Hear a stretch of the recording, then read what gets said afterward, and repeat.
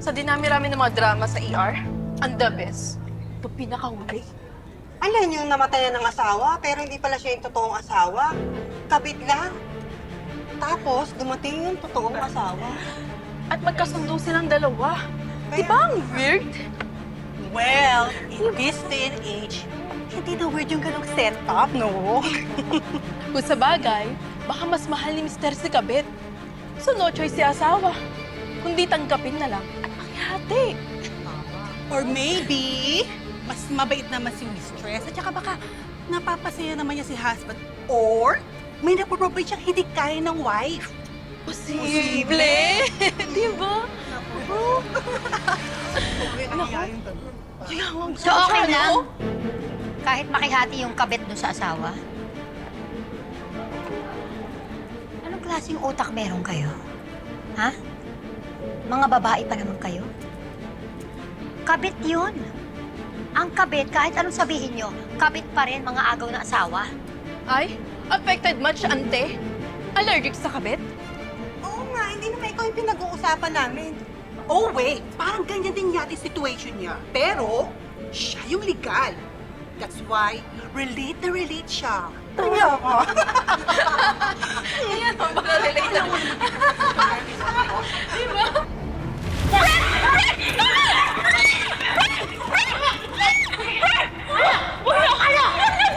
Palalampasin ko kayo ngayon, ha? Pero pag narinig ko pa yung baloktot yung opinion, hindi lang yan itatapon ko sa inyo. Ano? Ha?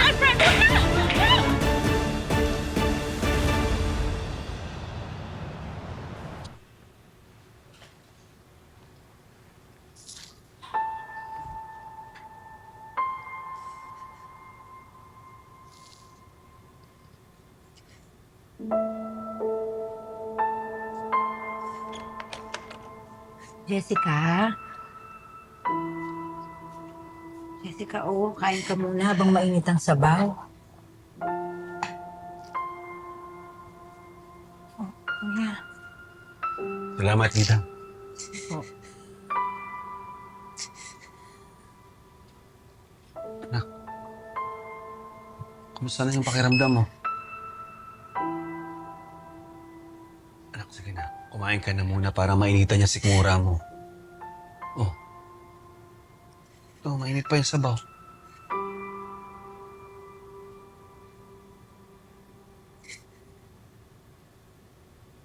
Anak, sige na, magsabi ka sa akin. Ano bang problema? Dad, just hold me. Huwag niyo po ko bibitawan. Gusto lang naman palang maglambing ng bunso ko eh. Dad, huwag niyo po ako iiwan, ha? Don't leave me. Anak naman. Hindi kita iiwan. Anak, hindi. Di ba sinabi ko na sa'yo yan? Tsaka, bakit naman kita iiwan? Anak nga kita. Anak, dahil ba ito doon sa annulment? Anak, pasensya na. Hindi ko naman kasi alam na ganito magiging epekto sa'yo eh. Pero anak, pangako ko sa'yo, walang magbabago sa atin, ha? Yung kasal lang namin ng mami mo yung mawawalan ng bisa. Pero hindi yung pagiging ama ko sa'yo. Ha? Hindi. I love you so much, Dad. Dad, I love you. Ano naman pag-ibig kita, anak? Mahal kita.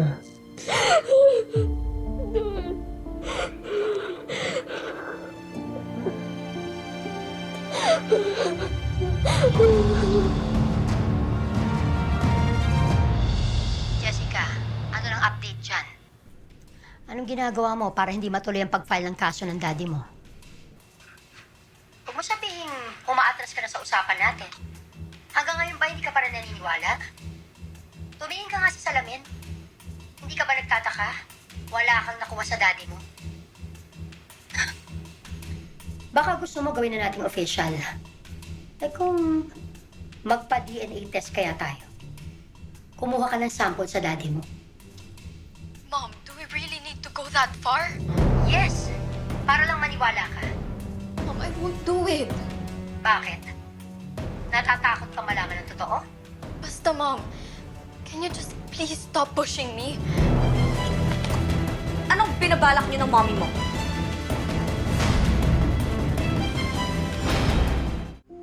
Oo, Manuel. Nakita ko nga si Jeffrey na kumuha ng laing ng isang gabi. Hindi lang ako nagsalita. Siguro hindi niya natiis dahil nasa harap na niya. Siguro nga. Sana ganun ka rin. Ngayong magkasama na kayo ni Jeff dito sa bahay, sana hindi ka rin niya matiis. Subukin niyang pansinin ka, kausapin. Malay mo, ito na yung daan para makapagpatawaran na kayo. Sana nga, sana. Habang nandito pa kami ni Jessica. Siya nga pala.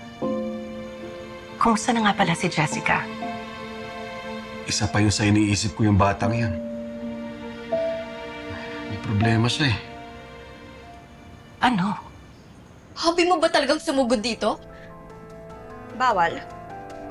Bahay namin to. I can go anywhere, anytime. Tsaka pwede ba, huwag mong ibahin yung topic? I heard you. May binabalak yung mommy mo.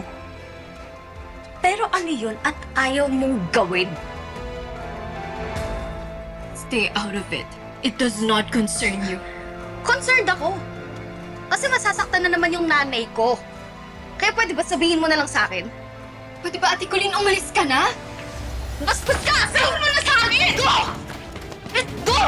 Sabihin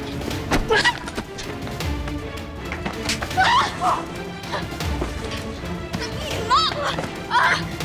You're hurting me! Ayaw mo sa akin umamin? Kila nanay ka umamin? Ate Colleen! Si Colleen ba? Hindi pa rin sila nagkakabati? Hindi, yung annulment.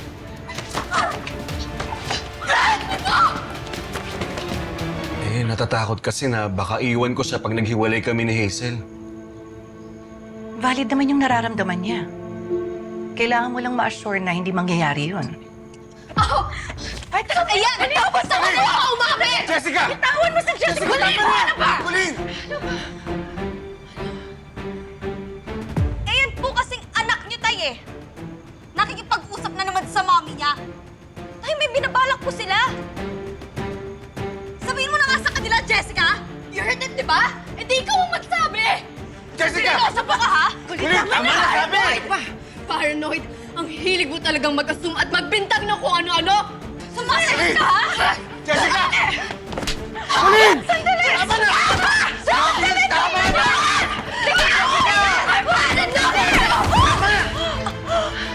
Jessica! Colleen! Colleen! Colleen! Colleen, anak!